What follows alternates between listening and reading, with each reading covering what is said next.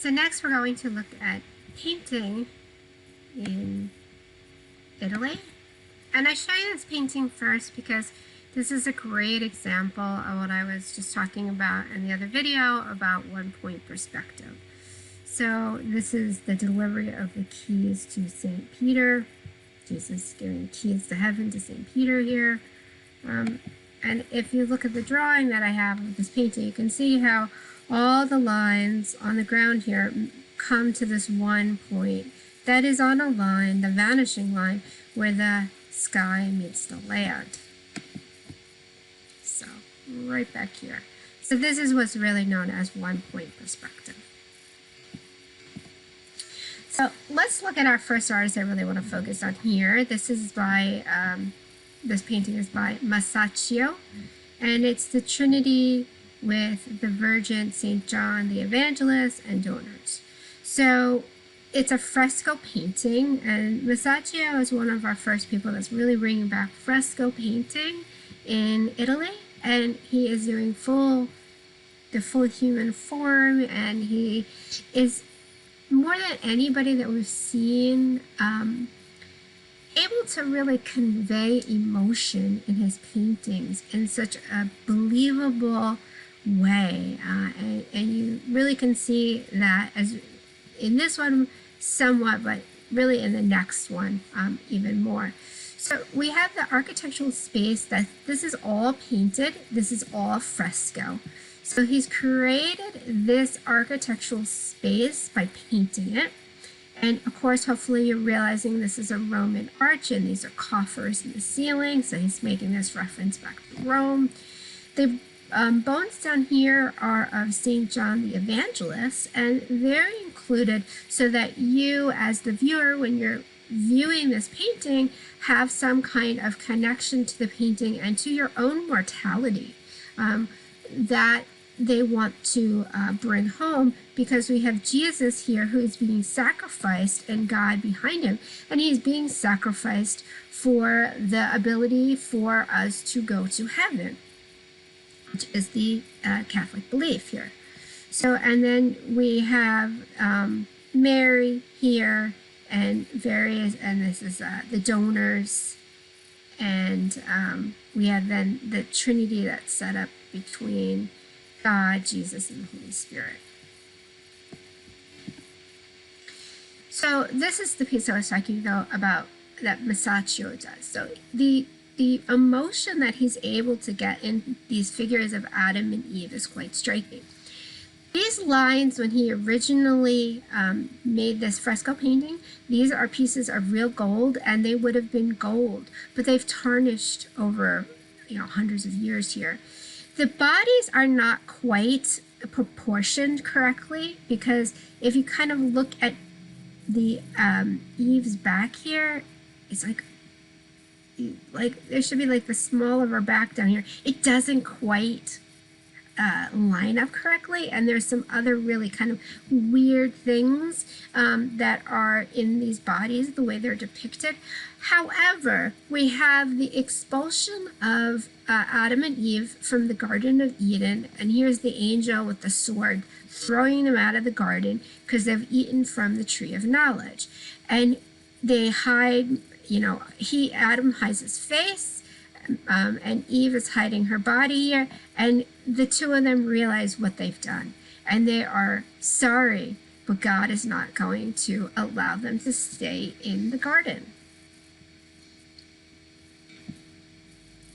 Another image by Masaccio. Here again, we have the use of architectural space. So we have this building, and this is done in really nice one-point perspective. And the line here of the coast helps to indicate this movement back into space. We have a fisherman here. Most of his disciples or apostles were a fisherman, so it's making a reference to them here. And the one thing, we have Jesus here, and he's talking, and we have all his followers here with the halos, his disciples or apostles. But the one thing that you'll notice is it's almost as though we as the viewer are coming upon this space. We have the edge of the architectural setting here, so it's cropped in a very interesting way. And then we have the back of this figure. So it really is as though we are walking in on the scene that is taking place. So we have not seen a depiction like this as far as the composition before. This is the painter Franz Angelica. And again, we have a use of architectural space here. We have this really beautiful kind of zigzag like this going back into the space. The arch is getting smaller as they're going back into the space. And then we have the scene of the Annunciation. Again, the Annunciation is when the angel comes to Mary, says you're going to have the Son of God. So this is a scene that we'll see a lot of times here. Mary has this very kind of almost terrified look on her face. Like, what? What's happening here? Or maybe understanding of the importance of what is happening. That, you know, this is going to be something that is really historical. And then this brings us to Botticelli. And this is Botticelli's Birth of Venus. And this is a really, really important painting, okay? And one, we have the use of tempera paint. Oh, the last one, that's fresco. That's going to be fresco. We have seen some tempera paint before, but this is tempera and gold on canvas, which is fairly new material. I think this is our first one we're seeing on canvas. But this is such an important painting because of the image of Venus. So it is our first depiction of a goddess from Roman mythology, the Roman religion. We have not seen that. So here we have this idea that's seeping into the culture as they're rediscovering the ancient Greeks and Romans. We have the very beginning of the movement of humanism. We have the questioning of the church by people. They're not going to listen to the church of be like just unquestioning devotion to the church. They're going to really start to question the church. They want things to be explained to them mathematically, scientifically. And this is really what's beginning this movement of humanism, which we'll come back to in a little bit. But the birth of Venus, Venus being the goddess of love, is nothing, there's no, mention of Venus in the Bible. Totally different religion. So this is very important that we're going to see the ideas that are coming in from antiquity, the Greeks and the Romans, in the form of art here. So we have Venus, who's born on the shell. She's coming to the land here. We have Zephyr, the wind god, blowing her, and another one of the goddesses here that's covering her with this cloth as she comes to the land. We have the image of the land here on the side, giving this really nice sense of depth and perspective, even though these figures are very frontal. They're in the foreground of the painting.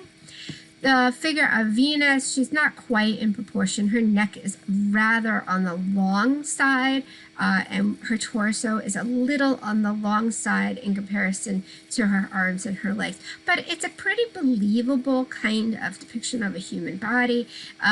And it's really beautifully done in the way that he's handling light and color and shadow. And then that brings us to when we're moving into the Renaissance. We have 4 cities that really come into being places of art: Urbino, Mantua, Venice, and Rome. So Urbino. Urbino, we look at these figures, and they're just portraits. And the thing is that there was the rise of the merchant class, and the people making money, they're not born into the money, they're making the money, and they have enough money to have portraits done. So they're hiring or commissioning these portraits. So we have this woman here. Again, her neck is a little on the long side. she has this landscape behind her, which is showing this really beautiful amount of depth behind her. Her forehead is huge. This was a style of the time. Sounds a little strange to us, but they would actually shave their hairline back, and it was thought to be really gorgeous to have these huge, huge foreheads. And then this is her husband. Now, normally with portraits, they're always facing in this direction, but he had been in war, and the other side of his face actually had scars on it and was just deformed. So he poses for this portrait facing the other direction. But this is just, again, a depiction of how people in the merchant class are really having enough money to have portraits done, and also how we have this sense of depth in this painting or these paintings with the landscape in the background. That brings us to Mantua. And there we want to talk about Mantegna, a beautiful use of perspective here. So let me jump ahead one slide to show you what we're really looking at. So we're in a palace here, and he has painted all of these images. He painted all these walls in fresco. But then the idea of an oculus here, the opening, if you remember, like in the Pantheon, the opening to the sky. So in this palace, he's making that kind of illusion of an oculus by putting a painting in the ceiling. Whoops, wrong way. And he does that with this painting. And so this is an amazing painting because the way the foreshortening or the way the perspective is done, foreshortening is like if you have something coming directly at you, like if I take my hand and I put my hand directly in the part of the camera frame, that's very hard to paint or to draw because it's so almost out of proportion to the rest of my body because it's so forward. And so you have to be able to really squish things and elongate other things to make this believable. So for example, if we look at this little cherub here, the torso is almost non-existent, and that is so that the arms and the legs are more believable in proportion. And so that's really, really hard to do. And so we're looking at this extreme perspective of these little cherub figures. And cherubs, of course, are these, really beautiful little angel figures. We have this kind of perspective where some of them are looking down into the space and others are in this extreme perspective looking up.